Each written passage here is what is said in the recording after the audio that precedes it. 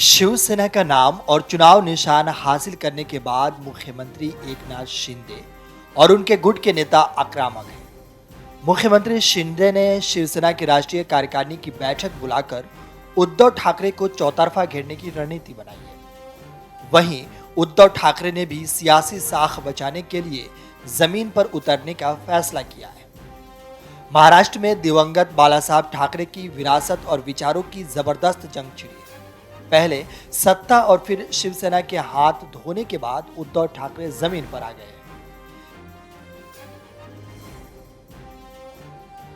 बीते शुक्रवार की रात यानी 5 दिन से लगातार वे जनता के सामने आ रहे हैं और ये बता रहे हैं कि किस तरह भाजपा ने केंद्रीय मशीनरी का दुरुपयोग कर 5.5 दशक से एक दूसरे के पर्याप्त रहे ठाकरे और शिवसेना के नाते को छिन भिन कर दिया।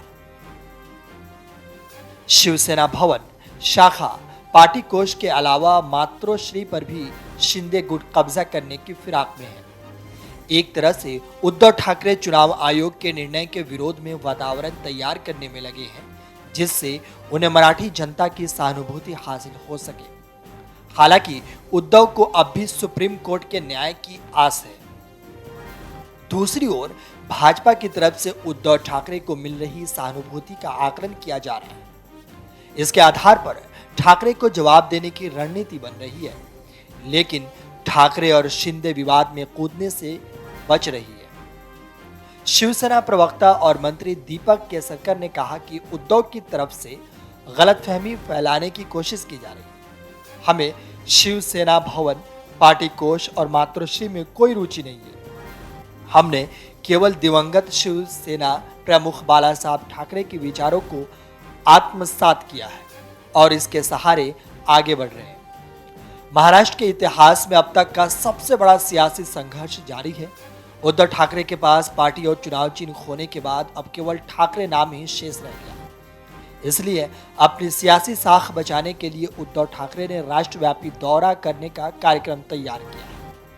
उद्धव ने खुद ऐलान किया कि राज्य के दौरे पर जाऊंगा, राज्य भर में सभा आयोजित की जाएंगी। उद्धव ने कहा था कि मेरी पहली सभा 5 मार्च खेद में होगी।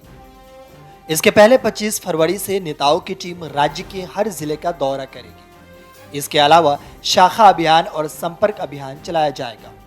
उद्धव ठाकरे की इस मुसीबत की घड़ी में कभी एनडीए का हिस्सा रही पार्टियों के नेताओं ने समर्थन का हाथ बढ़ाया। इसलिए उद्धव भाजपा से पिछड़े साथियों को साधेंगे। ठाकरे की पार्टी के नेता ने कहा कि राकांपा अध्यक्ष शरद पवार ने साल 2019 में महाराष्ट्र में महाविकास आघाड़ी बनकर दिखा दिया कि कैसे भाजपा को रोका जा सकता है। इसी तर्ज पर एनडीए के पूर्व साथियों को जोड़ा जाएगा और मार्च में मुंबई में एक बड़ी रैली आयोजित की जाएगी।